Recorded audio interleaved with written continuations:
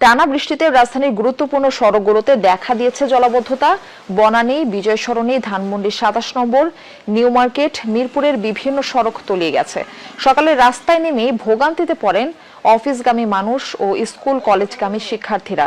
বৃষ্টি মাথায় নিয়ে গন্তব্যের উদ্দেশ্যে বেরিয়ে পড়েন নগরবাসী। বৃষ্টি ও জলাবদ্ধতায় অনেক স্থানে গাড়ি বিকল হয়ে পড়ে। রাস্তাঘাট পানিতে তলিয়ে যাওয়ায় সৃষ্টি হয় তীব্র যানজটের।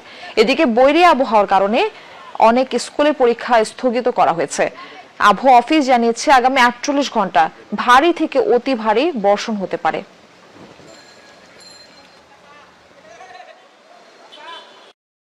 ঢাকা নগরীতে আমরা বসবাস করি, পানি নিষ্কাশনের অবস্থা খুবই খারাপ। আমরা যারা চাকরিজীবী আমরা খুবই ভোগান্তির উপরে আছি। যে অবস্থা, আমার বাসা পূর্বপাড়ে, আপনি পূর্বপাড়ে গিয়ে দেখেন, আমি হাঁটু পানি ফেস করে আজকে আসছি। কোনো লাভ নাই, আপনি যতই রিপোর্ট করেন কোনো লাভ নাই। পানি জলাবদ্ধতা আসলে নিরসনের জন্য সরকারের দৃষ্টি আকর্ষণ করছি।